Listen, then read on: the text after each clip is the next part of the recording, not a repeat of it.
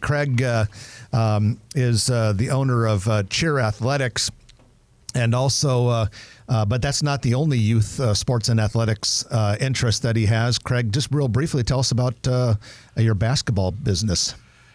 Yeah, thanks, Jeff. Before I get into the basketball business, I want to talk about an exciting announcement that we have today.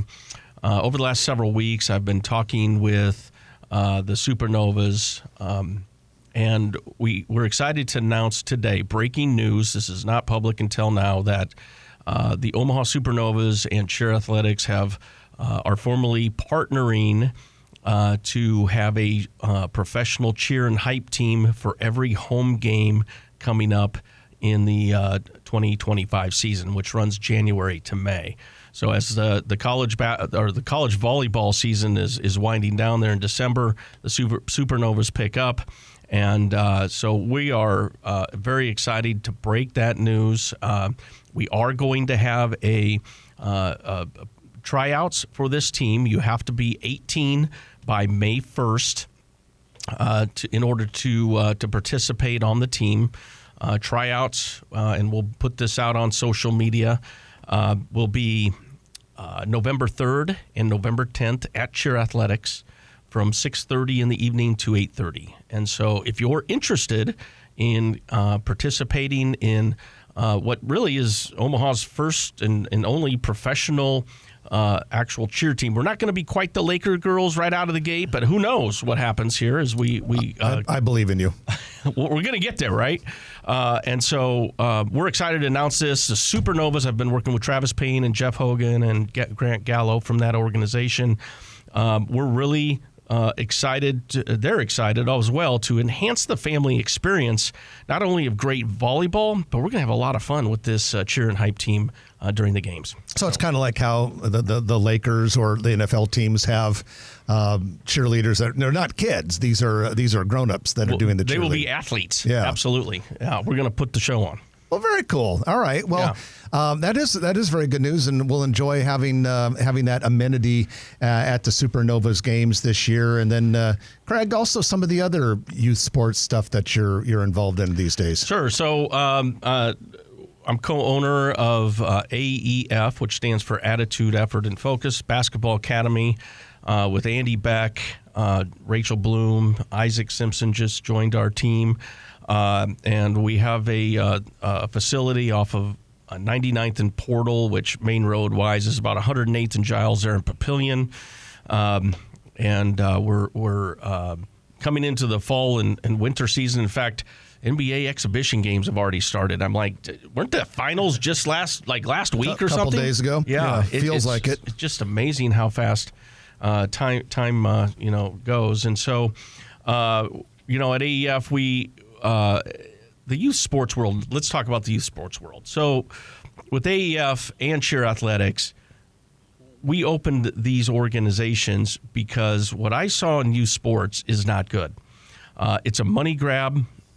And in fact, the New York Times reported that back in February that only 34% of the poorest families were able to have their kids in some type of youth sports, where the wealthiest families were at 68% of their kids were participated in youth sports outside of school. And that's a problem. And with the cost of youth sports today, that gap, unless we get this under control right now, that gap is going to continue to spread. And what better way to invest in our youth and teach them about life skills and how to handle adversity than through sports? Obviously, education is very important, but when you get into those tense moments, I'll ask my son, how did you feel in this, last drive of the game, or, that you had to stop or you had to carry the ball? And, he says, oh, I'm so nervous. Well, it's those, right? Yeah. It's those types of moments that get them a little bit of an experience for them to carry on into adulthood. Yeah, and we've been hearing also, too, not only about the accessibility for people of different backgrounds into to youth sports.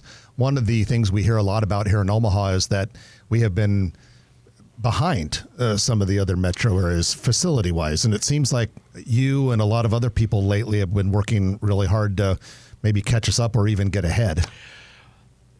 I was really surprised. You know, I spent 30 years in the corporate world with C&A Industries, RES Medical, in healthcare staffing. And as the good Lord turned my attention to the youth sports world, how broken it was, that it's a money grab, that we're not pouring enough into these kids.